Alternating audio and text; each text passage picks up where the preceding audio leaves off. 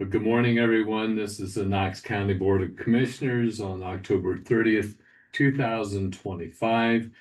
We do have Mid-Ohio Regional Planning Commission update. They are on the way here. So we are going to go ahead and start doing our resolutions that we also have on our agenda today. So I'll turn it over to Jason Booth and lead us through that All process. right, Commissioners, first we have is to approve an expedited type 2 annexation of 85.407 acres from Hilliard Township to the village of Centerburg. And this we had been entered in, I think we received this some time ago. It's going through everything. It was reviewed by Chip and it's ready for your approval. Motion to approve. A second. And those in favor say aye. Aye. Okay, there's nothing for you to sign on that one. That's just an approval. Then we have approve a real estate purchase agreement between the Knox County Board of Commissioners and the Knox County Land Realization Corporation. And this is relating to the 104 East High Street building in Mount Vernon that the county owns. And this is going to allow the land bank to advertise and sell that on behalf of the county. So this contract allows the land bank to sell that for us, and then we don't have to go through the process. They'll take care of it on our behalf. Okay. Take motion. And we know that that property is worth that price. At least that. That's the minimum. Right, that's the minimum, and then the agreement is that if it sells for that, we will pay the land bank $5,000 to sell that, and then if we get above that, then it's a split of that. Yeah. Okay, motion to approve. Second. Those in favor say aye. Aye. I think that just requires one signature. Then we have an agreement with Auto Agent Data Solutions for the implementation, hosting, and maintenance of the online payment portal. Excuse me. So this has been being worked on for quite some time. There was a requirement that we have one credit card vendor for the county. Excuse me. Right now, you know, we have water, wastewater takes credit cards, the auditor takes credit cards, the board of, or the out of the dog shelter, they take credit cards. So we have different vendors, and this is kind of streamlined into one vendor.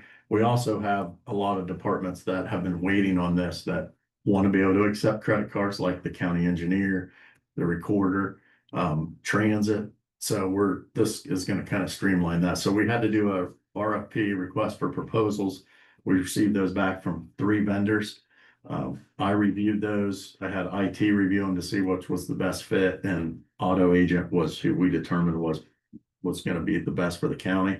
So this contract or this agreement now lets us bring them in and start talking to the departments about everybody's specific needs and how the credit card systems are going to work in each office. The actual fees that are charged, the county does not receive any of the fees. So when there's a credit card fee to use that goes to the vendor, not to the county. We just get the actual charge for service. So if you buy a $20 dog tag, the county gets the $20. If there's a $2 fee or whatever, that goes to the credit card vendor. So do we know the percentage they're charging us? Is it It'll be dependent. quarter? We have more favorable terms by We consolidating. did, that is correct, yeah. So it's 2.4%, vary with a minimum of $2. Okay.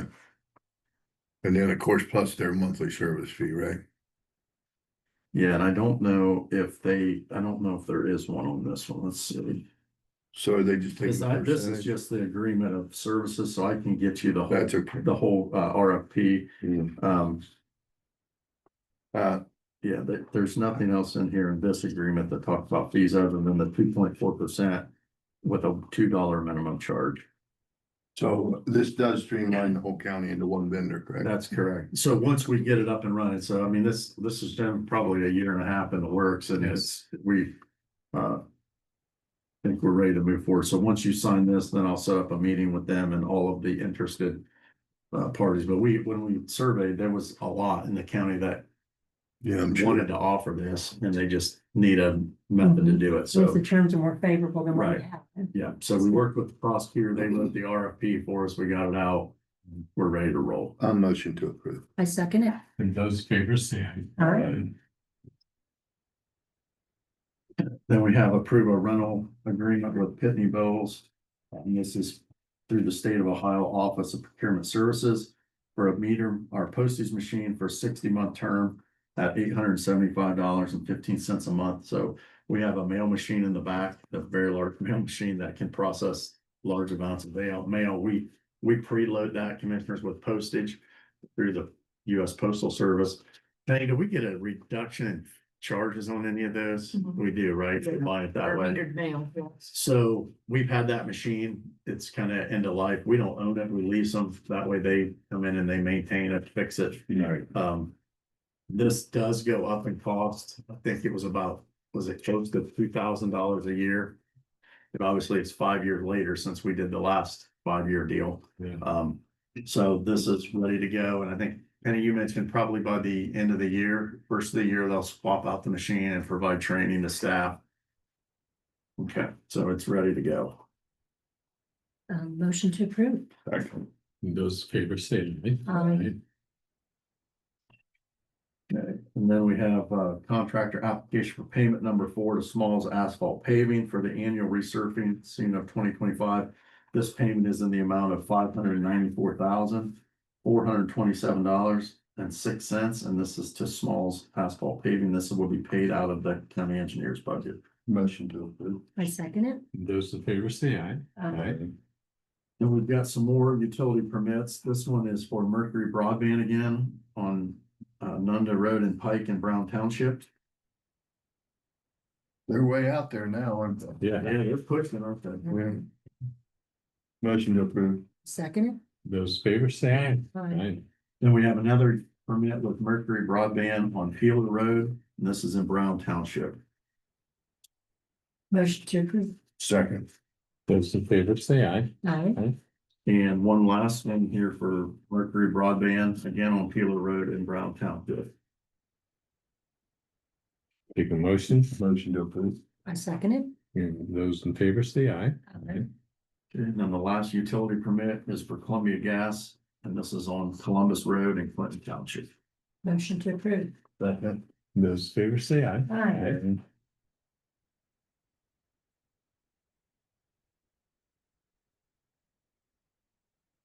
I think you just have bill and one transfer to sign. Penny, is this anything from Snap you need me to do? Just Just if you want to receive it okay. in the minutes, items received. They typically submit a quarterly report. So we'll just enter that in the minutes. And then the sheriff is here. We can go ahead and let him, You wanna let, let's roll. So Sam works in here too. do you wanna, the sheriff probably won't take long. You want him to do. Sure. Hey, Sheriff. And you wanna come on in real quick and do your update? Sheriff? Hi, sir. How are you? Good. How's everyone? Good. You're doing good.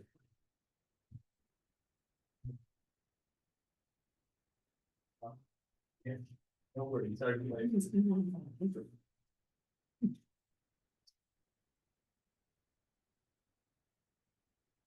How's the sheriff? Busy, but good. That's good. Okay. Andrew. Did I? I just, we'll figure it out. Here, please. Morning, Sheriff. Good morning, Sheriff. Go ahead.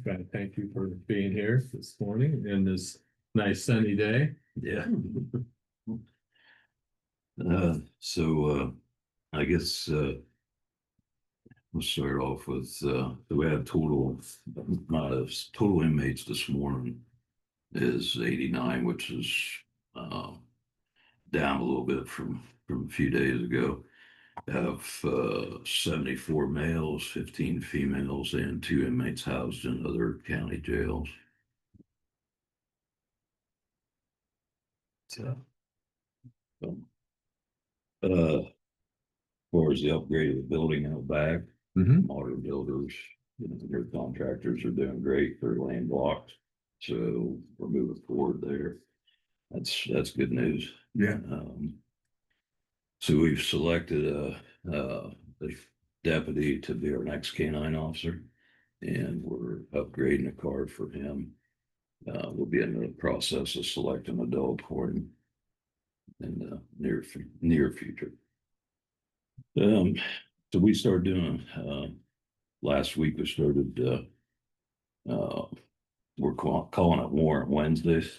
So we're posting a couple individuals weekly that has warrants and requesting the help of our citizens to contact us if they know where these individuals are. And so, You just started that, Sheriff? yep, last week, we started last week. We posted 2 last week, 2 this week. So at this point, 1 out of the 4 has been picked up. So So when you say post, Facebook posts on your website? yeah, on our or website and Facebook site. Okay. So we've had a few responses to that. So hopefully we'll be able to get a few more of them off the street. Oh, So as far as sex offender compliance checks a while back, we changed our policy on that to where we're doing it 24/7, 365 days a year instead of just Monday through Friday. So if the deputies have time, they'll go out and, check and make sure these individuals are where they're supposed to be. yeah.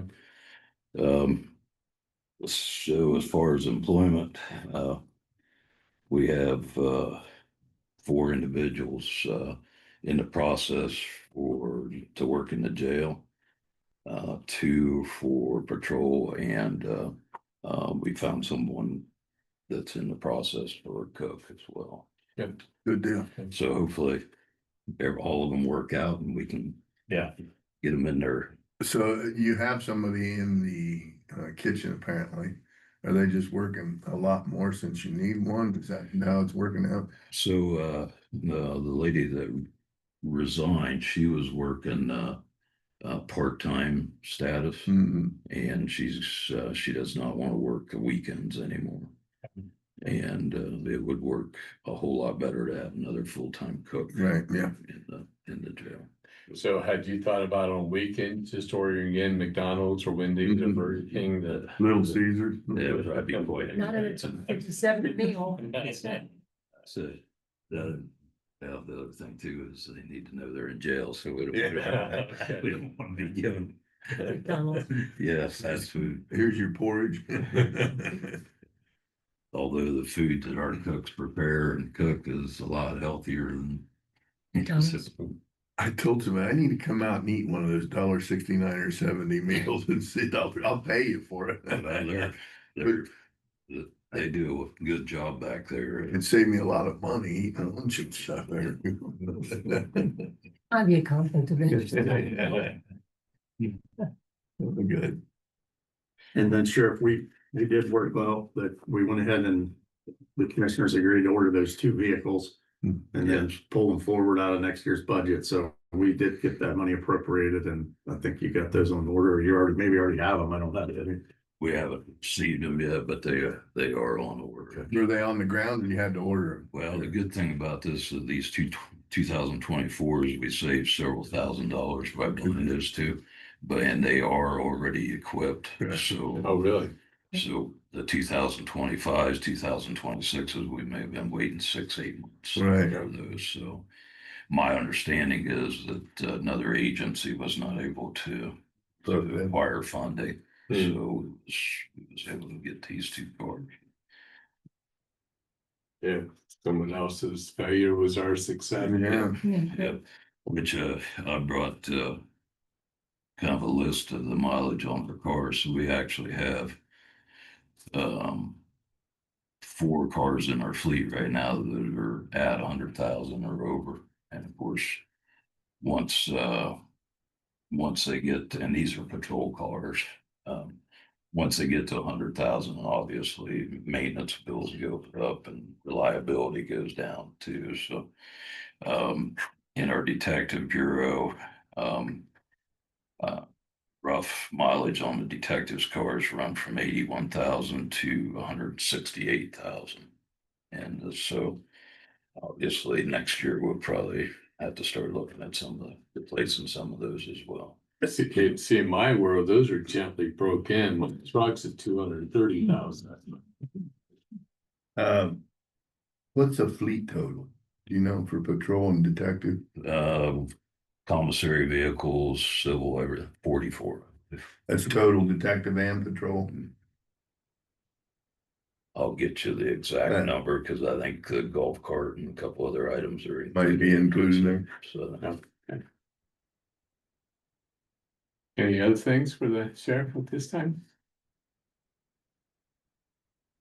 I don't have anything. Sheriff, you got things? You're good. covered what I'm allowed. Yeah, yes, we appreciate you Thanks, coming in, Sheriff. giving us an update. Thank you. Have a good day. Good day.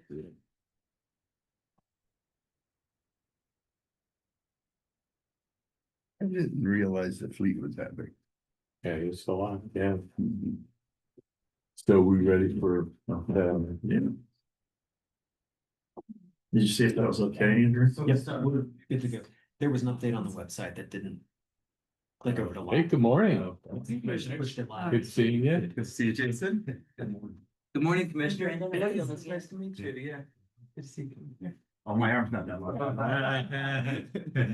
Oh, An expansive term. good to see you, yeah.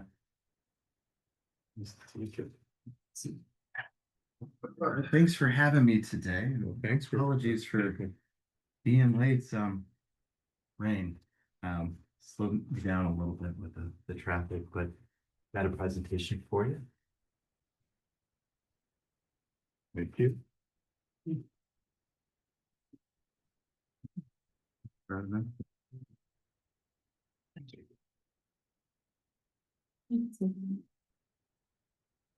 Yeah, well, thank you for being here. And we'll let you go ahead and walk us through your presentation. And Andrew is gonna pull this up. So Oh, if even you're better. watching Okay. this on live stream, you'll see what we're seeing. Perfect. Well, commissioners, it's great to see you again. Apologies for being late. I thought it was always sunny in Knox County. Well, it is, I don't know what you. Yeah, this is the one day a year that it's not, but no, it's good to be here with you. Typically I bring Eileen Luby, who I think Yes. you know very well. So I was in Cleveland yesterday presenting, so I was coming from the north to the south, so gave Eileen the chance to not have to drive by herself. So anyhow, you got me. And anyhow, we are here to give you an update. We appreciate the county being involved. The county, the city of Mount Vernon and villages are very engaged in MORPC, and we want to make sure we're being responsive and giving an update on what's going on. So if you know MORPC, there's always a PowerPoint, so if it's okay, we'll go through it here. So we're Central Ohio Regional Council, and that includes Knox and 14 other counties. And we work with 90 local governments, counties, townships, cities, and villages. And our whole goal is to help you, to give you extra capacity and to bring you together, bring you benefits, and help you navigate some state and federal programs. I thought it'd be helpful to share when people says, well, who is MORPC? Well, we're rural, we're suburban, and we're urban. And if you look at that map, the darker the color, the more the local governments. But we have local governments from all over Central Ohio who are on our board, elected officials. We have all types of government, and people may say, well, there's a lot in Franklin County. Well, more than half of our board is actually outside of Franklin County, which may be a surprise for you, but we are a majority rural and suburban board, and it's good for the region for everybody to work together. And so that's the spot that we are in. We like to talk about our values up front, of course, prosperity, but we know that you choose to be a part of MORPC, and we want to make sure you're getting a value for that. So a couple of weeks ago, we issued our return on investment statement, which is just like a business to show if you put $1 in, are you getting more than $1 back? So that's really important to us. And we believe in helping you find investment for infrastructure and paying it forward. So we know we're all in public service. We know that whether it's connecting young people in internships or helping your employees access training, we want to be paying it forward so that we can make that public service a little bit easier and a little bit better. Yeah. A thing that our agency does, as you know, is we estimate and forecast population. So this is a just the facts approach. We're not advocates for growth or against it. But when you look at the 15 county region, Central Ohio is growing. And just last year, these are the numbers for 2024. We added 23,000 more people moving in than moved out. But we're also a young region because a lot more people were being born than dying. So that's good. But all that adds up to strong growth, nothing like you might see in an Austin or in Nashville. It's still pretty strong for Ohio. And so when we think about any of the pressures on infrastructure, traffic, or housing, this is because people like the region, they're moving here, and because we're young and we're growing. We have the numbers specifically for Knox County, and this is just for last year, and we're seeing a little bit different trend where first and deaths are about balanced, but that migration is strong. So 500 more people moved into the county last year than moved out. This migration amount, is there an age range that is shown in that migration? That's a good question. I can get the number for you. Yeah. I'd be curious to see that, I think. Because if we're getting more seniors and less young, that. And where they tilts the came scale. from. Yeah. Right, right. Now, we have a data team, so Sure, we'll yeah. dive in. That's a good question. Yeah, I could guess, but I've learned that sometimes my guesses are wrong, so I'll ask the people with the numbers. But what it means is we anticipate the growth in the county will continue to be slow but steady as of right now. Right. So we're watching, there's a lot of trends, whether it's the Intel investments or other economic development projects. We're watching to see what that might mean for the county. Well, and we do have several housing projects that have taken place, and I would assume that migration figure will, explode because of that. Yeah, very good point. Very good, Sean. So we'd like to talk about some of the big moves. We've already started talking about it. There's a lot of major projects going on in Central Ohio. I don't need to tell Knox County that trails are so important. I was at a trails conference yesterday, and I didn't get to meet the person. I'm not sure if it was from Experience Knox County or the Parks District, but there was a Knox County brochure on every single table at lunch about the trails.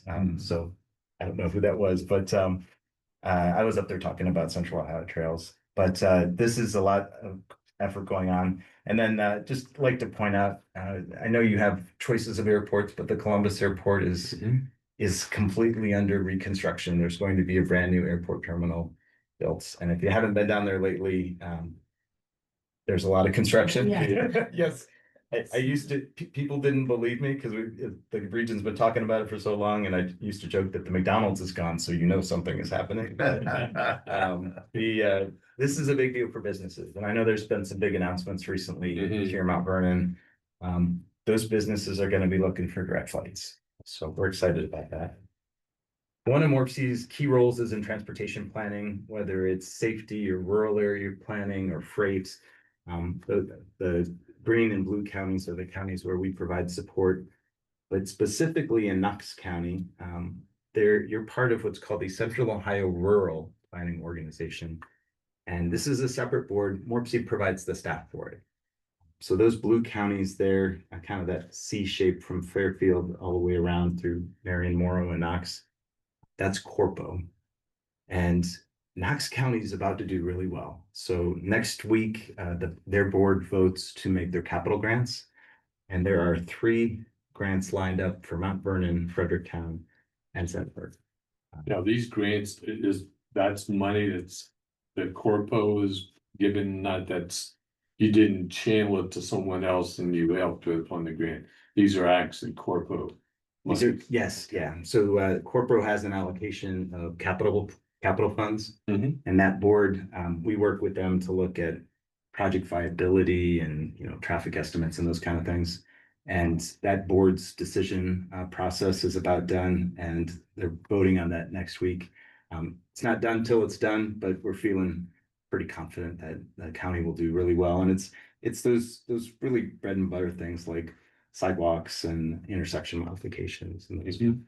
Do you know specifically the Mount Vernon modification, which modification that is? Because they have several things going on. I wasn't sure whether that was the route north or is it. You know what? They might have put that in my notes. Let me take a look. I don't remember reading exactly which one they was. They already applied for that up there. There it is. He's got it. Well, Oh, yeah, no, that's the, That's just a map. Yeah, that's the map, Oh, yeah. Specifically Intersect, what- what intersection you're asking about? Right. Okay. yeah. So this would have been one that the city submitted, so Okay. we'll get it to you. Okay. Yeah. Another thing that we're working on is passenger rail. So this doesn't go through the county, but it comes pretty close. Cleveland, Columbus, Cincinnati. There's another route from Pittsburgh to Chicago that's being considered. This is in that early phase where it's about to go to what's called step 2 of the federal process, which is how fast, how much, where will the stations be? And two things have happened in the last 2 months. You may wonder, does the state of Ohio support this? Well, the governor has said to see if there's a business case, but the Ohio Rail Development Commission just included this in their state rail plan in September. So they voted to include that. And then you may say, what about the Trump administration? And just before the shutdown, they released a call for grants for $5 billion for projects just like this. So what we're seeing is support from the Trump administration, from the state's rail commission. So that gives us confidence to keep moving. And we're also working with the business community in small towns up and down. The closest stop to here, I think, would be Crestline, just on the other side of Mansfield there. So even though the big dots are the big cities, it contemplates rural stops in between because that's really who's going to benefit. So There was a discussion for a while to have it parallel 71. yeah, Is that what just, that line didn't look like it parallels? so it's a great question. This next phase of study is going to look at routing. So what we anticipated is will follow a route along existing tracks to the left. It may look at highway right away, but that's something that they'd look at as part of that study. It's about a 2-year study. Okay, So thank you. this one is not in Knox County, but I wanted to make sure we put it on here because there's a lot of chatter about it. The Ohio legislature asked ODOT to look at a connector between US 23 and 71. So through Morrow County, Marion County, or Delaware County. And they had until October 1st to narrow the routes down. They did that, and it looks like it'll be in Delaware County. So about a year from now, we'll find out what the cost is and the exact route. What's interesting here is it's the first time that they've invited the Turnpike to look at possibilities here as well. So yeah, so there's been no decisions made. Morpsey's providing data and helping with some of the outreach, but it'd be interesting to see what happens there. So when you throw turnpike out there, I think Money. tolls. Mhm. So Route Well, they'll pay 23 for could it. be a toll then, right? Well, they're specifically looking at the connector, but who knows? Okay, Who okay. knows? Yeah, I know, if you've been in that part, between Marion and about 270 and 23, Yeah. it's a stretch of state highway that needs a lot of work. Yes. So this is a thought that the bypass could be helpful. So, we're interested in seeing where this goes, but they have until October 1st of next year. Okay. Good. So Morpsey also provides economic development support to the group called One Columbus. So think of us as the technical support. Okay. We have projects called Competitive Advantage. These are ones that don't fit neatly into programs where we try to help them apply for grants. Right now, we have something called the Economic Development Academy, which is not for economic development professionals, like Sam, at the foundation. This is for elected officials and other folks who work with economic development professionals. We've had about 200 public officials go through this so far. They'll be talking about housing and tools like tax abatements and TIFs and those kind of things, just trying to bring awareness. Just a couple other things. We worked with Ohio EPA to look at a regional water study. That just finished in May. There was a specific information and training for each county of the 15 counties, including Knox. This is a really great data set. So Morpsey's had this for years with transportation. Now we have it with water, where we know where the supply is, where the well recharge areas are, all of those things, so that communities have better access to it. Before that, it was a patchwork of information. So now we've got it all, and it's available to folks as they do their planning. This new economic development imperative, is that an online thing or is that an actual visit? It's a good question. This is an in-person training. Okay. Yeah, so it's designed kind of like a course would be where there's a little bit of a lecture and then you're working across the table Sure. on things. Mhm. But you can sign up individually or folks can take the whole series, but we've gotten really good feedback on it. What we do is we have local officials from all over the region teaching the classes. So it's very local in nature. We've talked a little bit about trails. Some other things that we do is we bring local governments together around policy.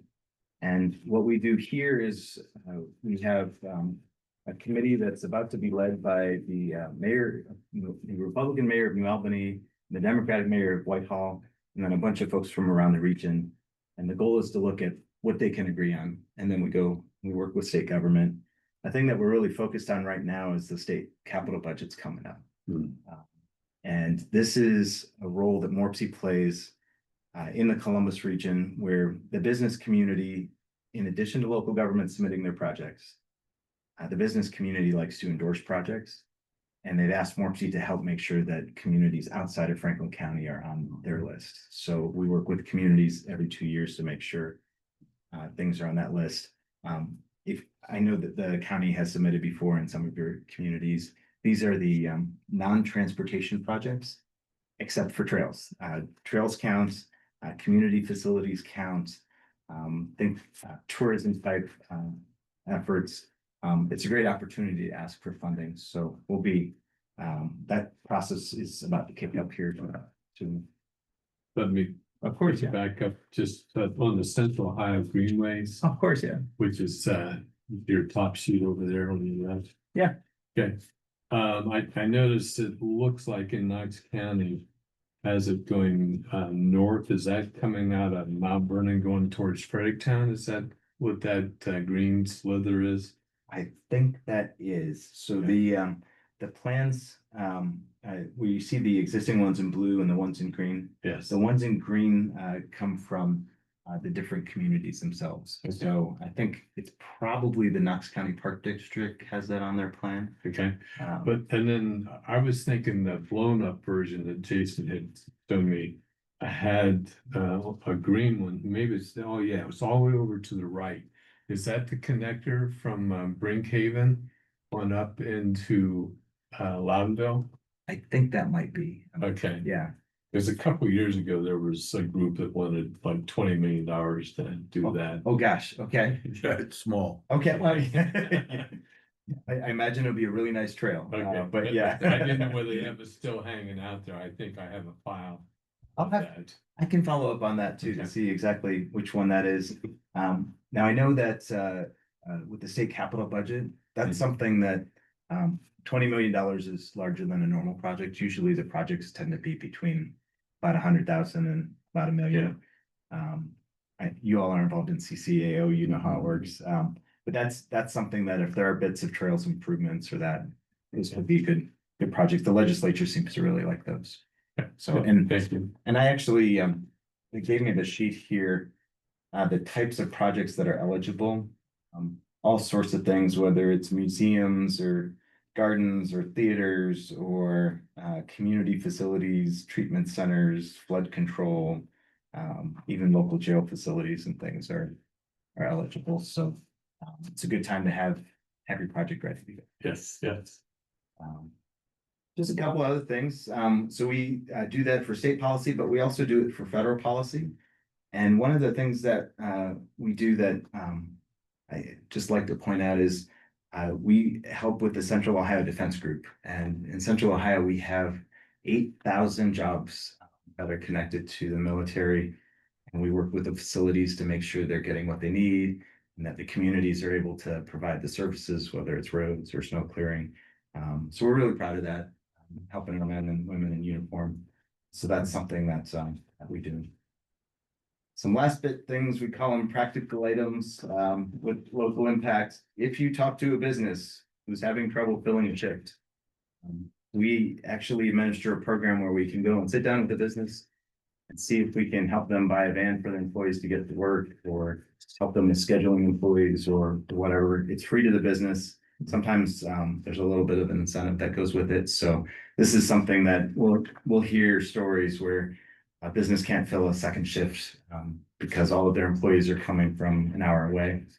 and go in and we'll help those employees figure out a better way to get to work or different scheduling. So that's something, all you have to do, if you hear somebody in the community say it, just say, call Morpsey or give us their name and we'll. reach Why out to them. wouldn't you just support area transit instead of buying vans for companies? Fair question. We always start with the transit in the county, so Right. but sometimes it'll be a situation where you'll have a bunch of folks maybe coming from Marion to work in Sure. the facility here. And so if the transit can't serve them, that's when we can help with the Okay. van or that type. So you of thing. guys do support area transit? Oh, absolutely, yeah, we work with them on locating grants, but also in connecting with Sure. employers and that, so. Good question, though. One of the benefits of being a member of Morpsey is all of your employees, whether they work for the commissioners or the sheriff or whoever, qualify for different discounts at universities. So we've negotiated, Columbus State gives training off of cybersecurity training. There's some first responder training at Franklin University. They get a discount. 2 new ones since the last time we've been here.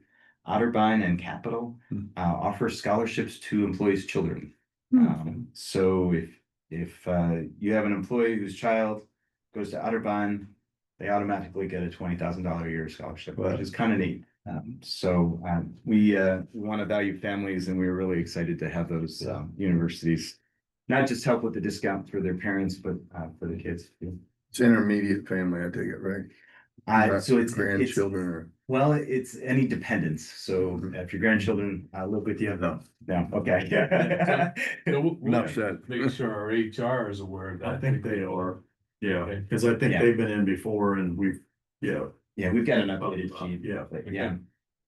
And we do get asked every now and then for folks who've gone to Otterbein or that for 20 years ago. It's not retroactive. So it's a fair question. and We're still paying those two. That's right. But the last couple things here, we connect young people into internships in local government. So we placed 50 students in governments across 10 counties. So if the county needs somebody, whether it's an engineer or a planner or an accountant, we'll go and find the student and then we help connect them to you. We had over 700 students last year who were eligible, but only 50 positions. So we know we had some good ones.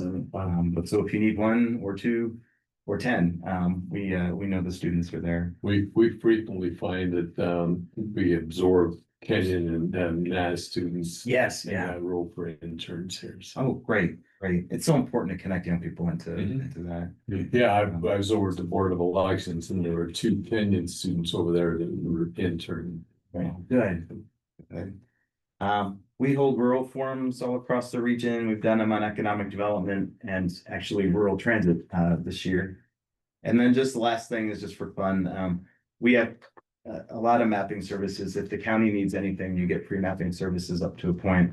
And then we create some. This one is fun. Every community in Central Ohio has a downtown. It's not always called the downtown. So our team mapped it out. So, if you go to Delaware, it's uptown, it's not downtown. And then this maps out the little historic districts across the region too. So we try to do things like that to show folks how wonderful Central Ohio is. So I know that's a lot of information. The last thing that we have, we've got to pass this one out. We've got just some of the other benefits. Those educational opportunities are here. But we do a salary survey of local governments every year. That just finished. So about 40 governments finished up on that.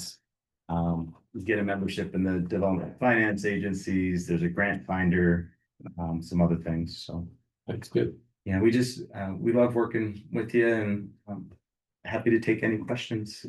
I've got a list though that I've got to get back to you on. So yeah. Now, I know that our Area Development Foundation has used information from Morpsey quite a bit, and that's been beneficial over the years. So I don't know, have we tapped into their salary?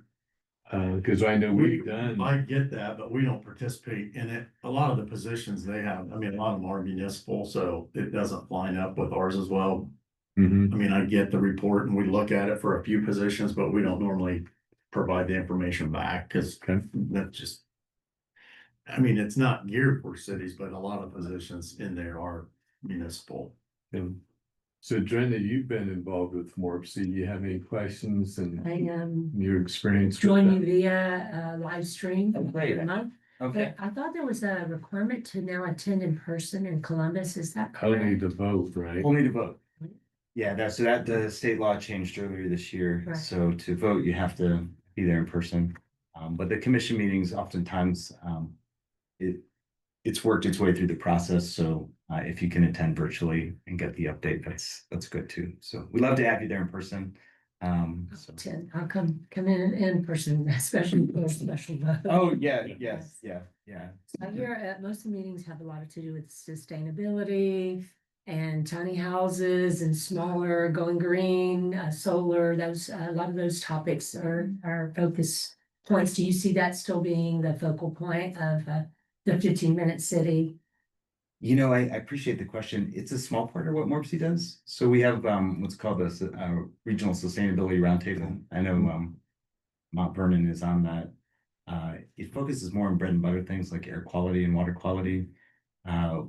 We'll bring together folks on energy series, but we don't advocate for large solar farms or anything like that. That's something that we're really careful to honor the local communities and what they have.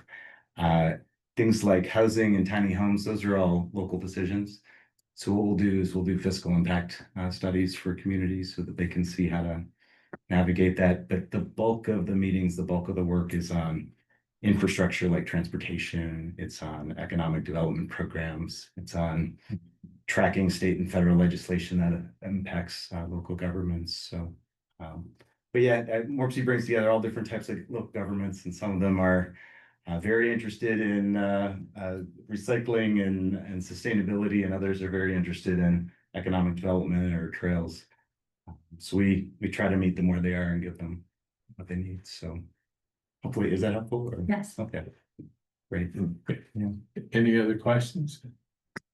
No, I'm good. Thank you. Great. Great. Thank you. Well, thank you so much. Yeah, I got a schedule. note from the mayor. He said he got your message and come on down when you're done. Oh, did he? Okay, good. I remembered to ping him last night about it. So, you know, you'll find yourself in good company. We've got a couple. Our leadership board is called Executive Committee, and just this year we added a Republican commissioner from Fairfield County, Jeff Fix, who's really engaged in CCAO. Yes. We've got Jeff Benton from Delaware County. So really strong rural county voices on our leadership board. So anyhow, it's a pleasure to be here. Thank you so much. Yeah, Thank you so much. Yeah.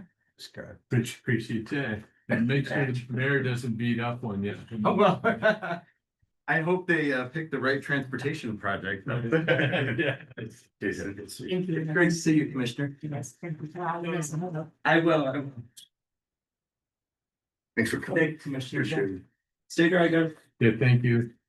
So next we have Dave at the Height House, who's gonna give us an update on the parks and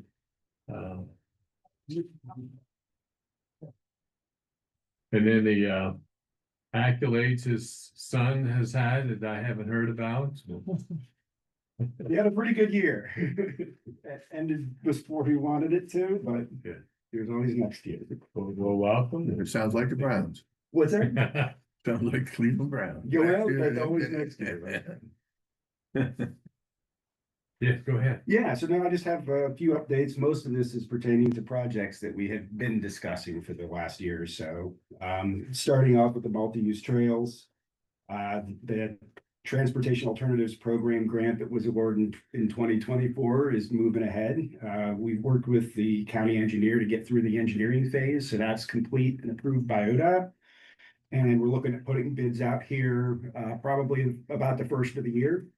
And we're gonna look, hopefully by putting it out in bid as being available to complete between May and September, having that flexibility for a contractor. We're hoping we'll bring in lower bids.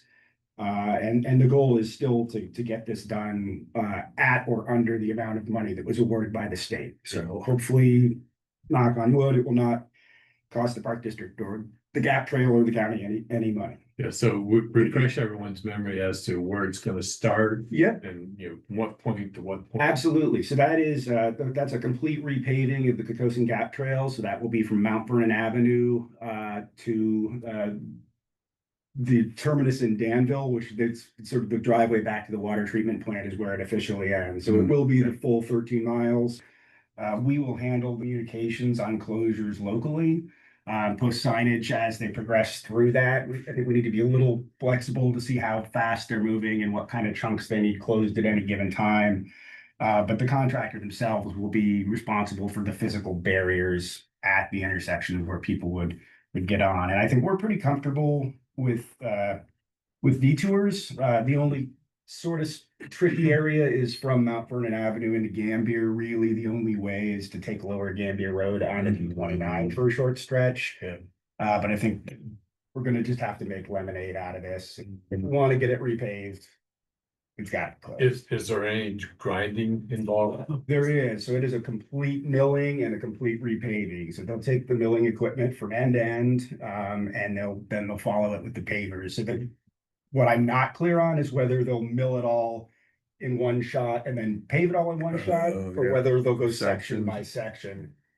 My slight preference would be section by section, so that You have less minimizes the shutdowns. closures. Yeah. But I think, we were fortunate to get that money when we got it, and we're gonna get the project done as quickly as possible in that window. And then just to be clear, we open it May to September for the work to be done, but once they start, we expect them to keep working until it's done. Right. We do that on our houses too. We don't always get that. Yeah. Right, so we'll get the framing Well, done, and yeah, we'll come back. and rain will, play a part in that too. Sure. But I think we've been thinking about it for long enough that we'll be in a good position to at least get word out to the community about what's available when. But it would be folly to think that it wasn't gonna have some impact. I think that the folks who are riding from Holmes County to the Grand Hotel are probably gonna have to take a week or so off. Right. Positive news, the Mohican Valley Trail Volunteer Board, a group of people primarily from Brinkhaven, some from Danville, have successfully revived the existing 501c3 organization that had lapsed about 10 or so years ago. There's a lot of energy in that group. They're meeting regularly. Just got the roof on the shelter house in Brinkhaven by the Bridge of Dreams redone at no cost, which was gonna go on the park district budget for next year, and now it doesn't have to because we got some dedicated community members with friends who know how to do roofing. Great. Generous friends who know how to do roofing. The data logger project is nearing conclusion. I have all of those devices upstairs right now, and I'm hoping to start getting them out tomorrow. So there are 11 of these data loggers that will be able to tell us primarily numbers and direction of travel. They can't tell the difference between a bike and a person, but they can tell us the numbers and which way they were going. So that Just body count. pretty much a body count. I would have preferred to get the ones that would tell you whether it was a bike or a pedestrian, but to get the number that we wanted within the budget that was allowed, we went with just the head count, which I felt that's the essential data. So those will go across all 35 miles of our multi-use trail. Primarily, I'm going to focus them on either side of the main access points. So we'll get them on either side of Gambier, probably just on the Mount Vernon Avenue side of the Gap Trail. We'll get one before Brinkhaven, after Danville, if I have a spare one somewhere in between. We're just going to spread them out as evenly as possible. Are they like tree camps? Are So- they gonna be on the post? Yeah, so they'll be mounted in different ways. The Heart of Ohio Trail and the Mohican Valley Trail were open to having the hard posts. So that's a brown recycled plastic post where the equipment is mounted inside it. So those are embedded in concrete adjacent to the path. The Gap Trail did not want additional posts, so I got those units are attached either with screws or large hose clamps to existing structures. So those will go on existing signposts and Didn't we talk about going under the asphalt at one point, or am I mistaken? we did that. Those were the more expensive ones where you'd have to do a, Mhm. double diamond cut in two locations and bury infrastructure, which between the cost and all of the people involved being less excited about me in a concrete saw. So how's the information gathered? Do you have to go out there and have a laptop or something that You could do, but we went the direction, there was enough money in the grant to pre-buy a couple of years of data support. So the data is actually pushed directly to the cloud, and with a laptop or an iPhone, I can pull the data just out of space, and we're gonna make that available to anybody who asks. So anybody who wants that information, I don't know that we'll post it publicly for passive access, but we didn't get these things to hoard information. So particularly those volunteer boards, if they want to go after money that we might not be eligible for, those certainly aren't data that'll hurt that. And I'll let you all know when those go online. So Okay, great. I'm sure I can make multiple logins. If you ever get especially bored, you can see what's happening. Someone went that way. So in terms of infrastructure, on the paths, this is kind of, the big news is the repaving. We're chipping away at the Heart of Ohio Trail in terms of some of the berm issues. We just installed some four board fence on an area east of Thayer Road that I felt the path was close enough to dry run that somebody not paying attention could be hurt if they went off the path and plummeted into the creek. So we got some board fence up there. The Heart of Ohio Trail really is the one that needs the most TLC right now. There's some berm issues. I think the trees were never really pushed back as far as we'd like. So there's ongoing maintenance out there.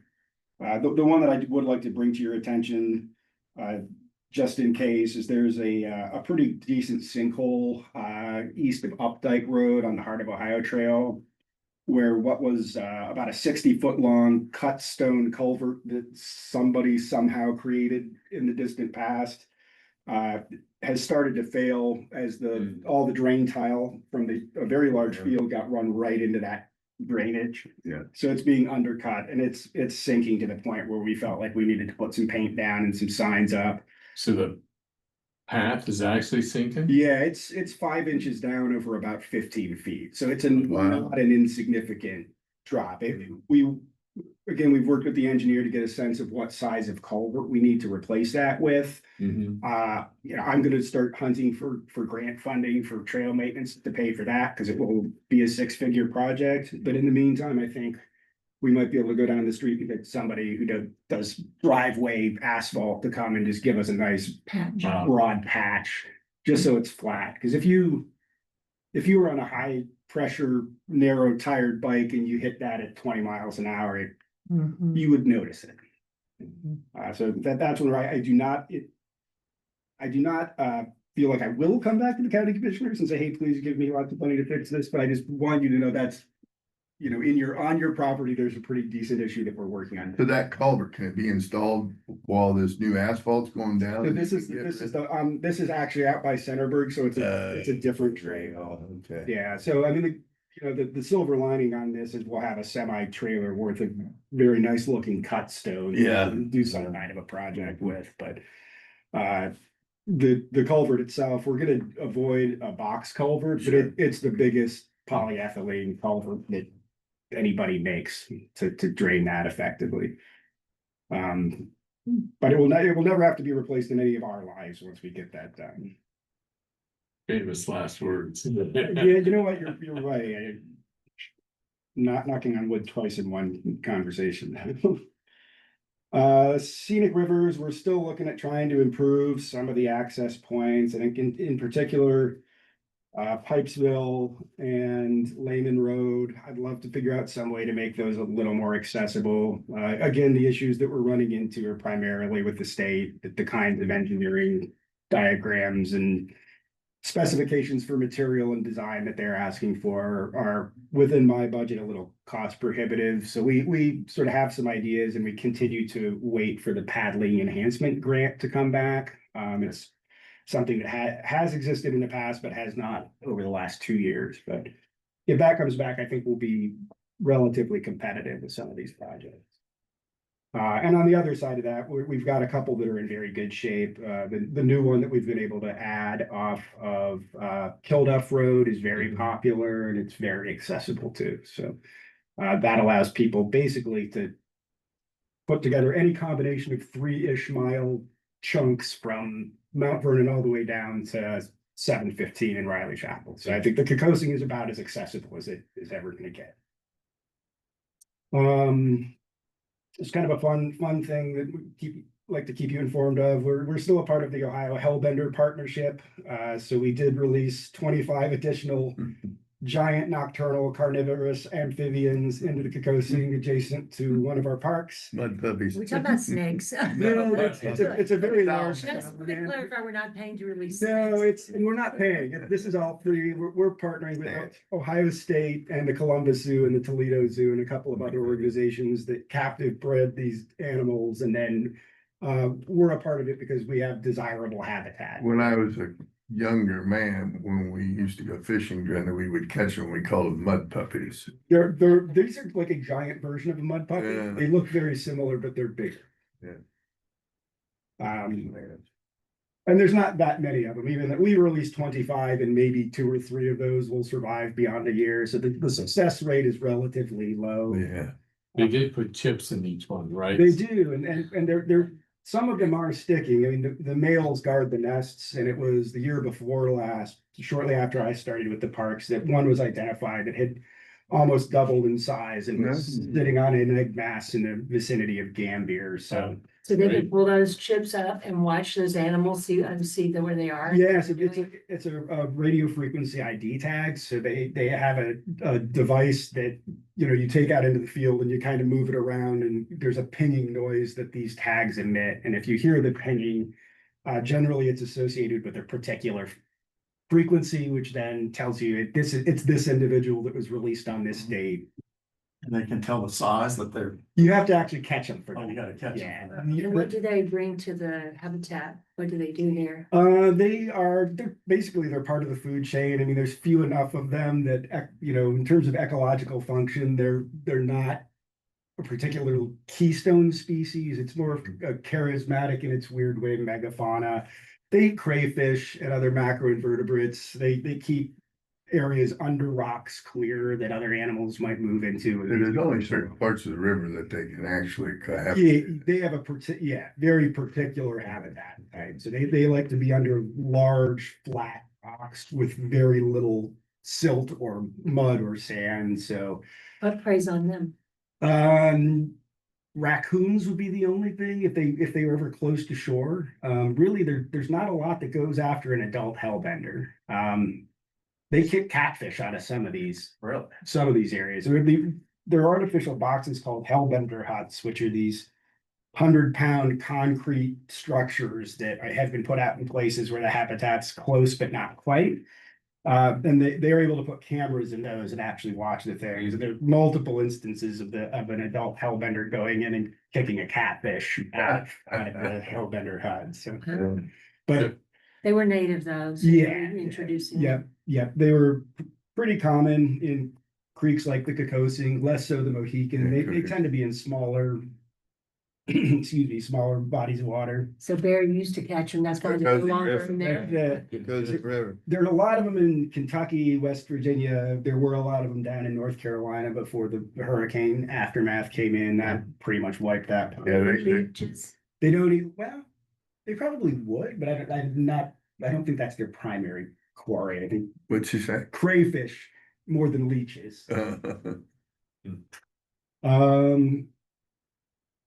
Something else that might come across your radar if somebody's irritated that they can't park somewhere where they shouldn't park. We have added additional signage to a lot of the access points to the river. We'd have people leaving cars in loading zones or parking overnight, and just in the interest of getting law enforcement to help us out. If we don't have it signed, we can't ask for help, so we're just trying to cover our bases. So we have to start putting up signs saying, you know, hours or this. Yeah, and we just, it's one of those where there's a couple areas where you can get pretty far off the road where the cars are not visible from the street, and so the capacity for people to misbehave in places like that is not insignificant. Some of these signs lasted about 24 hours. Yeah. Others are persistent. They were put in the wrong spot evidently. Apparently so. They were helping you out. The anecdote I'll share is I put one up in a spot that I like to go, that people tend to misbehave in there. It was on a 4x4 post with screws. Somebody brought a T25 driver head and just took the sign, went back. Fence post, carriage bolts all the way through the fence post and the sign, smashed the end off the carriage bolts so they couldn't be removed, put 3 bags of quickcrete in the hole. 4 days later, the whole thing was gone. Not just the sign, the whole thing. Really? The whole thing. Sounds like we need a camera, like one of those deer cameras. That's it. That's what we're thinking about. That's my next step. I'm sorry we announced it, but. No, it's go hide it. Do we have an issue of litter on our trails and spots that? We do. There are several spots in particular. They tend to be the more out of the way spots where people, I interpret it as basically cleaning the trash out of their car more than Really? real dumping, but. Sap Road off Indian Field, and then kind of down the street from there at the Hope Fishing Access. Those are spots where I think people feel safe to sit and misbehave and then leave the evidence of their misbehavior prominently. I think I joke that we run a landscaping company that doubles as a solid waste hauler, and it's not a complete joke. I mean, every week we do That's a county to county edge trash pickup, and Yeah. part of the gig. We always want people to behave better, but Yeah. we're not naive. Moving on to parks, very positive news. We officially have the governor's deed for the 165 acres north of the Mount Vernon Developmental Center. Beautiful old growth forest. Andrew came out with me earlier in the week and got some images there, which we appreciate very much. We're working through the permitting process with ODOT for an access off of Vernon View, which I've heard is a state route technically. So our plan is to do a concrete pad with their required offset from the road, fill that in with asphalt, and then run crushed limestone into a parking lot that will be similar in size to Wolf Run off Yager, probably not quite that big, but it will accommodate 30 or 40 cars on a busy day. And I have hopes that site, because it's a bit of a blank slate, might be developed in a way that into the future could provide resources to folks in the county that we don't have yet. I think this is arguably a pipe dream, but I personally believe that Knox County is ready for a proper nature center, of the wilderness center sort, or the Gorman Nature Center sort. That's a lot of fundraising and thinking to get something like that pulled together, but that's a site where 5-10 years from now, I feel like that would be the place to try something like that. Wow, And I that's think in the short term, we're probably gonna, go after the Knox County Foundation grant for a larger picnic shelter, something that might be reservable, on a playing field with things out at Aerial Foundation.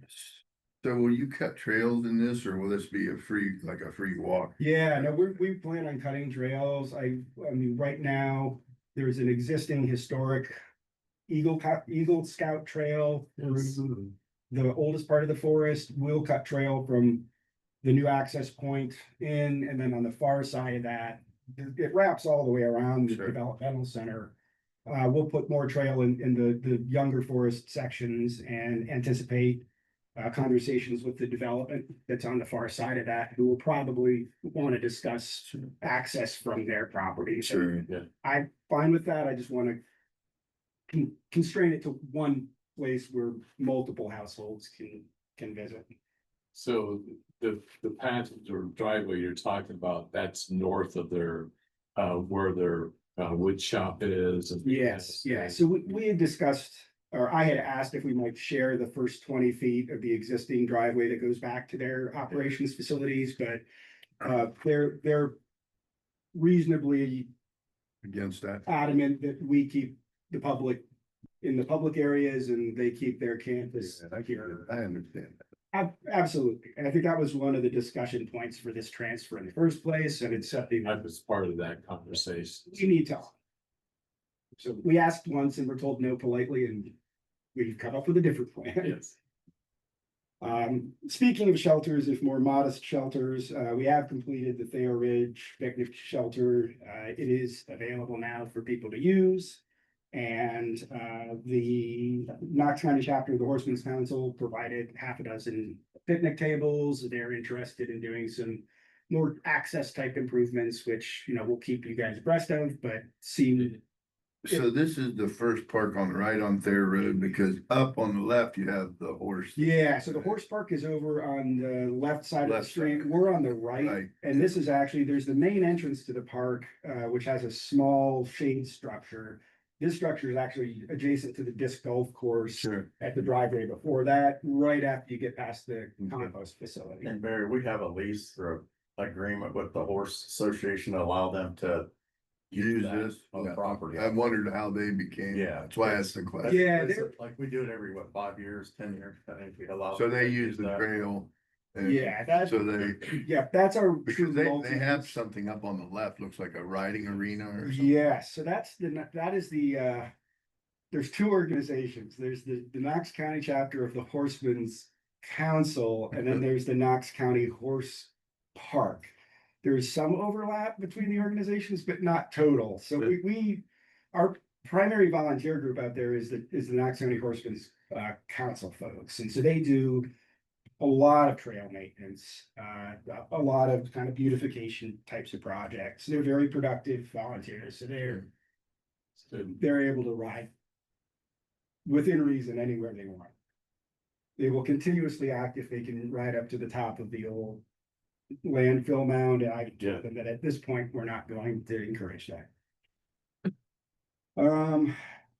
Skip down to the bottom before coming up to the first one on programming and administration. Fire and Ice program, our little piece of the Food for the Hungry drive is pretty well dialed in. You know, we were a lot better at getting ahead on the planning and working with Knox County Food for the Hungry in terms of the coordinating and dates. And so we'll be December 6th. So we'll come after the parade in Mount Vernon, but before the gala and some of the other events.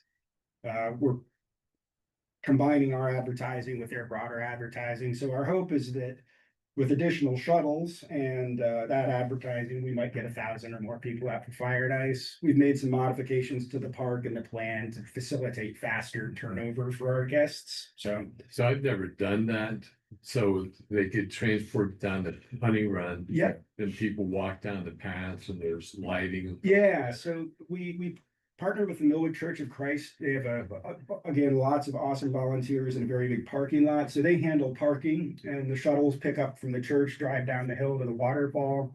And then we have a relatively set path that we ask people to walk through there. I think 850 luminaries is what we'll have out. They're stacked on the rocks and up the waterfall and then along the trails. So it's Did you take them down to the river? That path? not quite all the way to the river. We have a volunteer or staff stationed there to keep people from actually going to the river because it's Yeah, it's December and slippery. nighttime. And Yeah.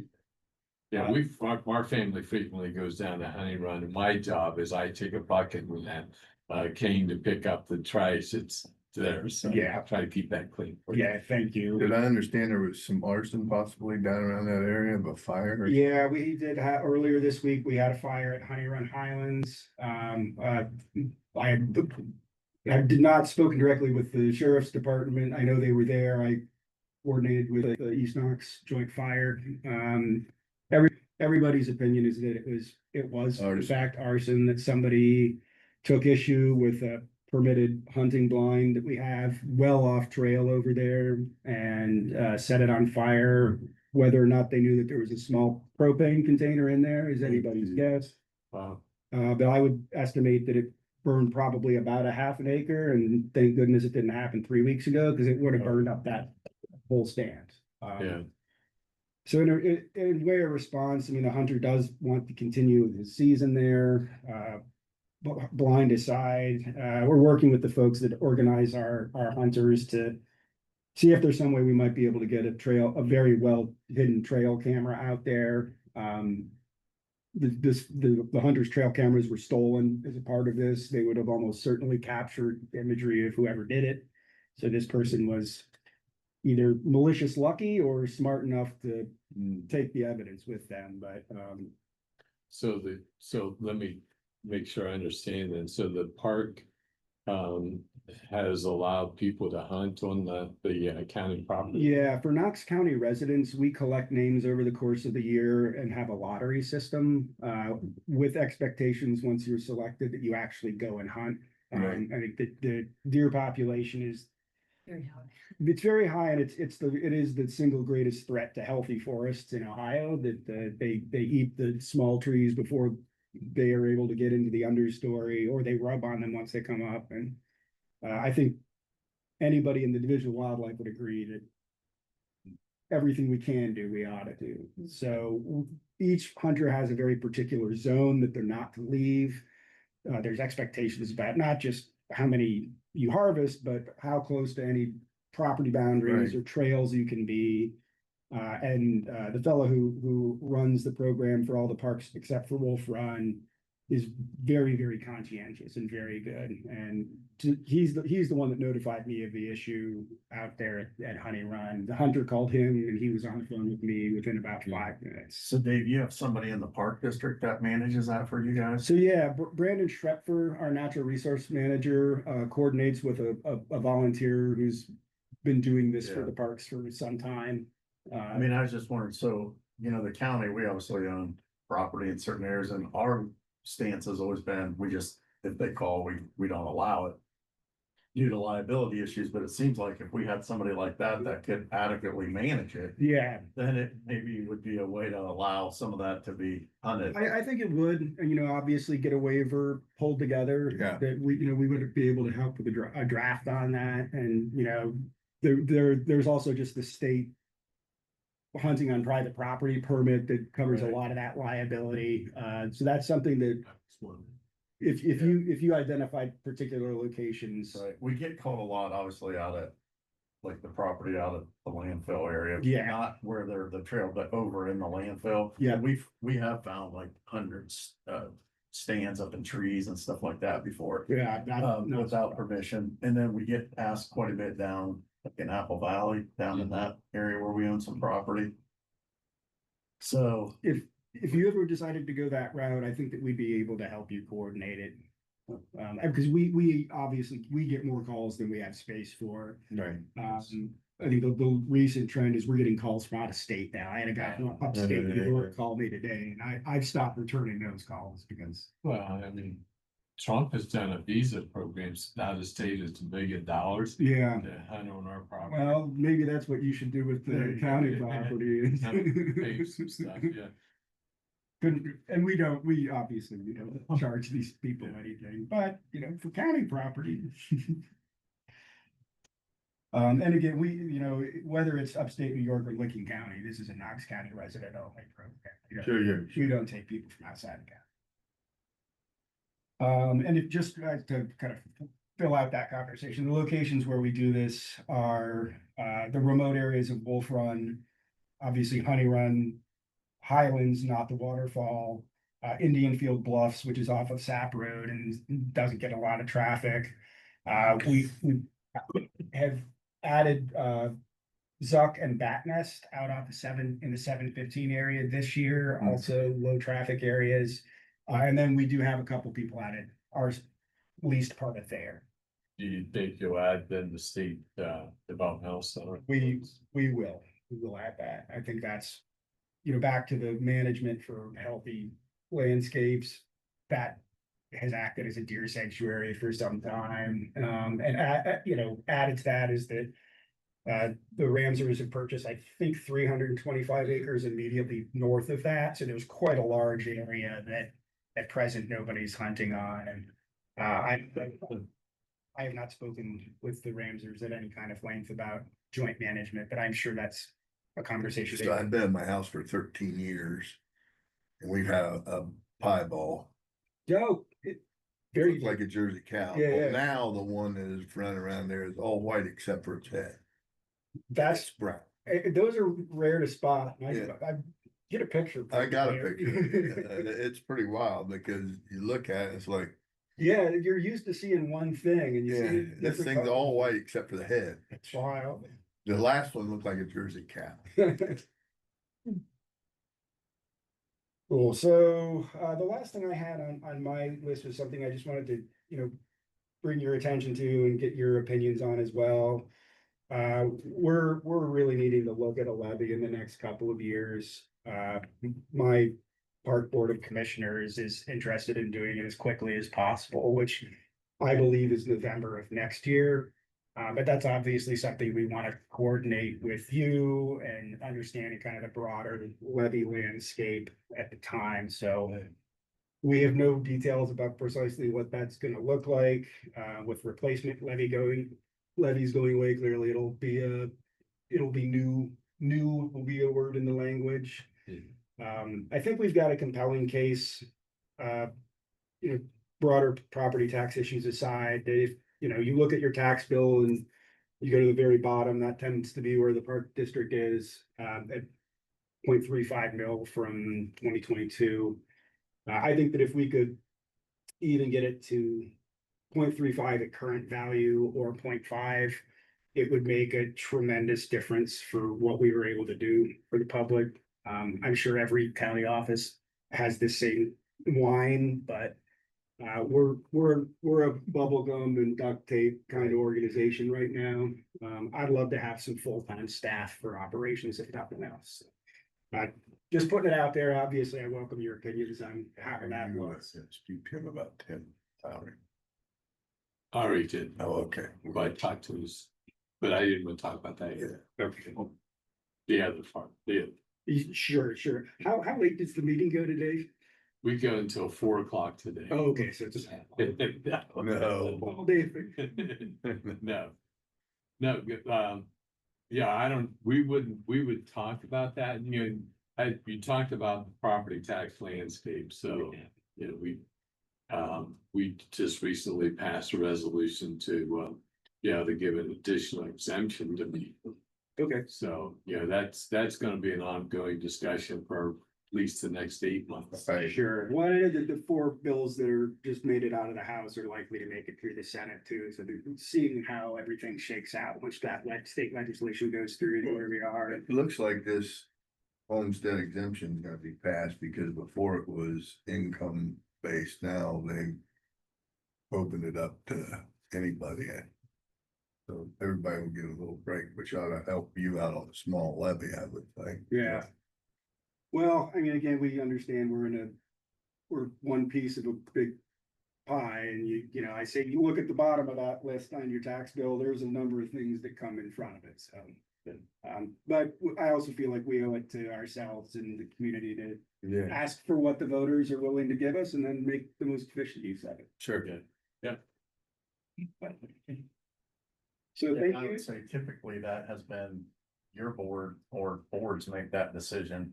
They bring that to the commissioners. Your mechanism typically is to let it, Let it go on the you have ballot, to go to right? the electorate, and then the Yeah. electorate votes on Yeah. it, but that's typically how was in the past, or the health department, or DD, those kinds of things is Yeah, we just give permission for you to go have on to the allow it ballot. to go on the ballot. Yeah, It's not a support or non-support, it's Right. just you're the mechanism to allow it to go Yeah. to the ballot.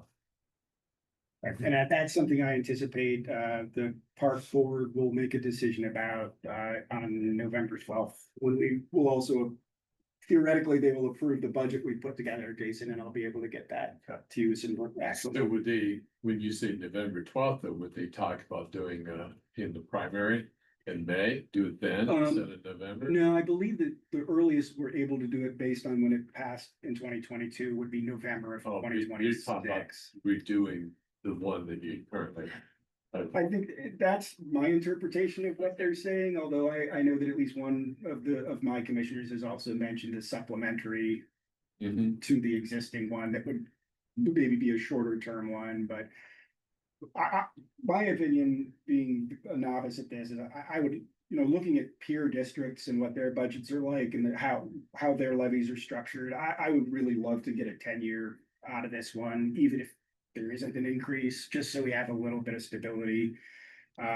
Is unless there's something that I'm not unaware of, when I look at my ledger, if we fail to pass a ballot in the year that we really need to fail it, but Right. really need to pass, which is 2027, is I'd be letting staff go and we might have 1 year of operations before I'm at Lowe's asking you if I can help you find something today. Yeah. Maybe Burger King. No, obviously, outside of the meetings, keep you guys informed of those conversations, and I imagine at some point.